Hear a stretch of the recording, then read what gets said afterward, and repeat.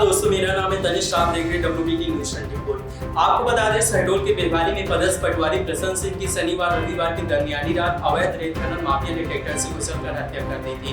जहां 16 साल तक सेना में रहने के बाद वे साल 2017 में प्रसन्न सिंह पटवारी बने थे। वे अपने पीछे पत्नी, 4 बच्चे और बूढ़े माता पिता को छोड़ गए हैं, जहाँ परिजन सदमे में है और उनके पैतृक गाँव बरौ में मातम पसरा हुआ है। इसी गाँव में प्रसन्न सिंह का अंतिम संस्कार किया गया, जहाँ मीडिया की टीम बरौ पहुंची। यहाँ प्रसन्न सिंह के परिजन और गांव वालों से बात की गई, जहां हर रोज इस घटना के लिए प्रशासन को जिम्मेदार ठहरा रहे हैं।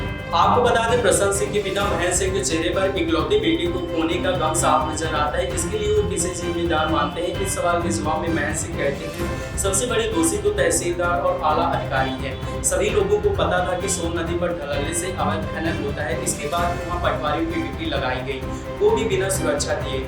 आप सभी को बता दें, मामला शहडोल के बेलवारी तहसील अंतर्गत, जहां शनिवार देर रात माफिया ने पटवारी प्रसन्न सिंह की ट्रैक्टर चढ़ाकर हत्या कर दी थी।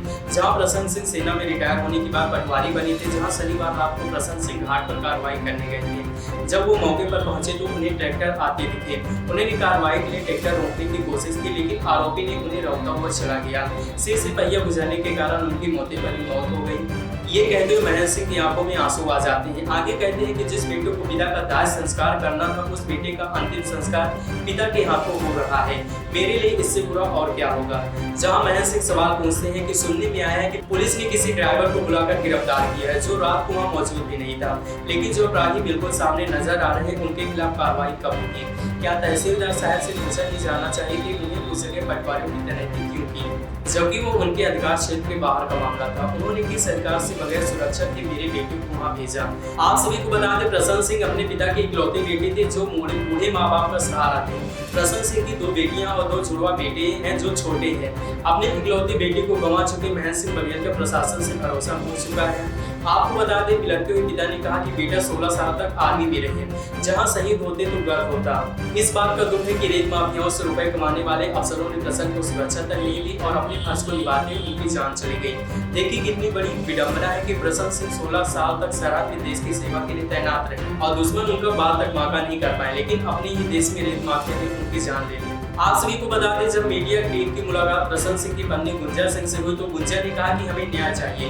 मेरे पति जिंदा वापस नहीं लौटेंगे, लेकिन जिन अधिकारियों ने उन्हें कार्रवाई के लिए भेजा था, उन पर आपराधिक मामला दर्ज होना चाहिए। जहां प्रसन्न सिंह के दोनों बेटों को भी अभी तक नहीं पता कि उनके पिता के साथ क्या हुआ है। गुंजा सिंह ने कहा, मैं उन्हें कैसे बताऊं? उनके जाने के बाद बड़ी बेटी दिया छोटी उम्र में ही परिपक्व हो गई है। वह अपने भविष्य को लेकर काफी चिंतित है। दिया कहती है, अभी तो कुछ भी नहीं है, मुझे परिवार के लिए बहुत त्याग करना है। मुझे नीट की तैयारी करनी है। छोटी बहन UPSC की तैयारी करना चाहती है। मेरे छोटे भाइयों की पढ़ाई भी बाकी है। माँ अकेली ये सारी जिम्मेदारी कैसे उठा पाएंगी? पुलिस तो खुद कमीशन खाती है, तो वो क्या मेरी सुरक्षा देगी?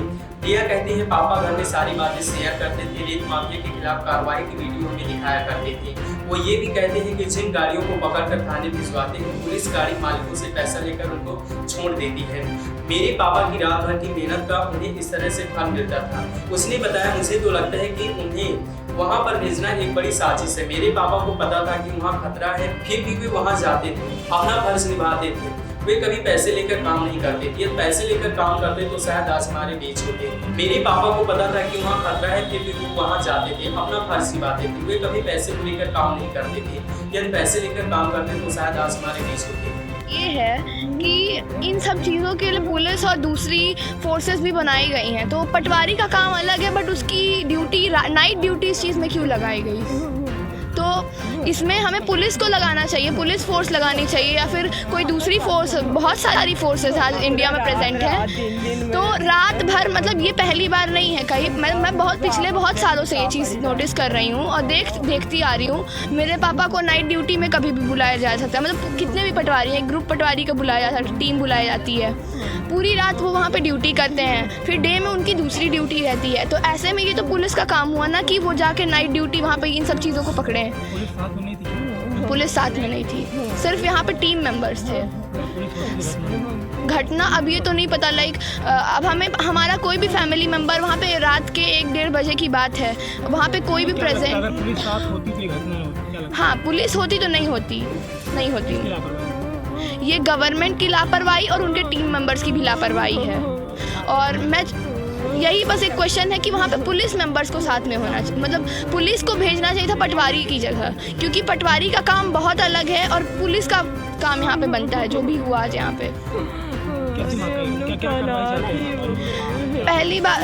पहली बात तो ये सब इन सब चीज़ों के लिए पुलिस फोर्स की नाइट ड्यूटी लगाई जाए, तो इसमें पटवारी का कोई हाथ नहीं है। तो पहली बात तो ये कि मैं ऐसी कार्रवाई करें कि जो भी आज मेरे पापा के साथ हुआ, हमारी फैमिली के साथ हुआ, मेरे साथ हुआ, वो किसी और के साथ कभी दोबारा ना हो। मैं नहीं चाहती कि कोई और लाइफ ऐसे बर्बाद हो जाए, जैसे कि आज हमारे मतलब मेरे छोटे छोटे भाई हैं, मेरी मम्मी, मेरे ट्विंस भाई और मैं, मेरी बहन और मैं, बस इतने लोग हैं। और दूसरी चीज़ कि यहाँ पे अब पटवारी की जगह पुलिस फोर्स लगाई जाए, पुलिस को, तो ज़्यादा सही रहेगा।